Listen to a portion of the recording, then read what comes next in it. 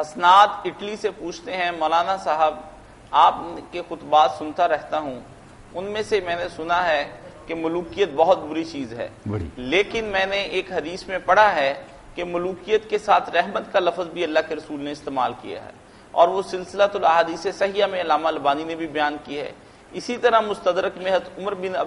بن عبد الخطاب کا بھی ایک قول ہے کہ انہوں نے بتایا ہے کہ ملوکیت کے ساتھ رحمت ہوتی ہے۔ آپ اس کے بارے میں بتا دیں کہ وہ حدیث کیسی ہے اور یہ قول اس کی کیا حیثیت رہ جاتی ہے؟ میرے بھائی بہت اچھا کیا آپ نے، جب صحیح اور واضح حدیث ہے کہ میرے بعد جو ہے نا وہ 30 سال خلافت ہے، پھر بادشاہت ہے،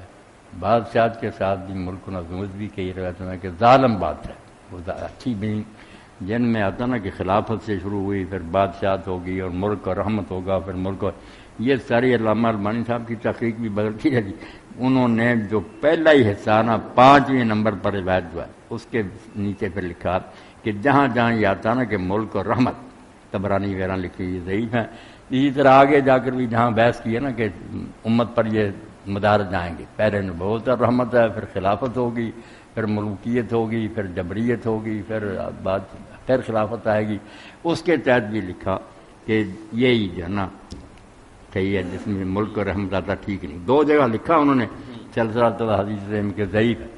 باقی جو آپ کہتے ہیں نا مستدرک میں، وہ مستدرک میں نے اسی لیے نکال لی ہے، یہ اس میں آپ سن لیں، 4 جلد ہے اور 473 نمبر پر ہے کہ حضرت عمر رضی اللہ عنہ نے یہ فرمایا کہ ایسے ایسے ایسے نہیں۔ اس میں بھی سننے عبدالعزیز بن عبداللہ بن حمزہ بن سہیل، بالکل یہ ضعیف تقریب میں دیکھ لیں آپ، اور کذاب ہے لکھا ہوا میزان اعتدال میں علامہ غازی۔ ایسے جھوٹے لوگوں نے یہ باتیں گڑی، نہ حضرت عمر یہ کہہ سکتے تھے، نہ رسولہ نے کہا۔ یہ ظالم ہے یہ بادشاہ جو ہے، یہ کوئی اسلام کا طرز حکومت نہیں۔ جی، ایک دوست عدنان بٹ سے اب UAE سے پوچھتے ہیں، مولانا صاحب آپ کا خطبہ سنا جمعے کا، اور اس کے بعد کوئی شیعہ ہو کوئی سنی ہو، جس میں رائی ایمان مانے گا کہ 4 خلیفے اور حضرت حسن کا دور تو کیا کرنا، ان کے پاس کوئی اقتدار، مگر یہ دور جو ہے نا اسلام میں بہترین دور ہے، اس ایسی جیسی حکومت نہیں۔ پھر آباد میں آئی عمر بن عبدالعزیز کا دور ہے، وہ 2 سال کو اچھا آ گیا، اور ان میں بھی فرق ہے۔ 2 جو پہلے گزرے نا، جو ان کا نظام حکومت ہے وہ بہت اعلیٰ، شیخین کا، ابو بکر عمر کا رضی اللہ عنہ۔ بعد میں حضرت عثمان رضی اللہ عنہ بھی اس معیار پر نہیں رہے، کچھ غلطی ہو گئی، نہ ان سے وہ بات سمجھ سکی کہ حضرت ابو بکر عمر کے بعد زمانے کے لوگوں کو نہ تبدیل کرتے، جنہوں نے علاقے فتح کیے تھے، صحابہ تھے، وہی گورنر رہتے تو کام ٹھیک چلتا رہتا۔ خاندان کے لوگوں نے یہ کام کرا دیا کہ وہ ہٹا دیے، اور ان کی بجائے سے نالائق لوگ آ گئے جن کا اسلام میں کوئی زیادہ حصہ نہیں تھا۔ ولید بن عقبہ جیسے اس کو گورنر بنا دیا، وہ شراب میں پکڑا گیا، پھر سزائے دینی پڑی۔ کچھ مروان جیسے آ گئے، تو اس سے پھر لوگ جو نا وہ خلاف اٹھ کھڑے ہوئے۔ اب اس لیے کہ حضرت عثمان رضی ان کے ہاتھوں سے شہید ہو گئے، رسول اللہ نے خود ایک موقع پر کہا تھا جب عہد پر تھے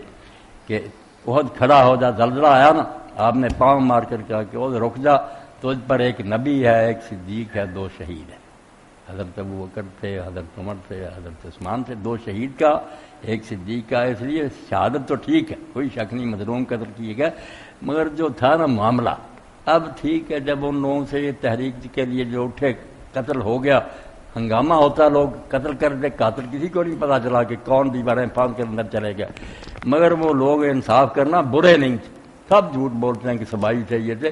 بہت نیک لوگ تھے، ڈنکے کی چوٹ کہتے ہیں، چوٹی کے صاحب تھے، بیعت رضوان میں شریک تھے،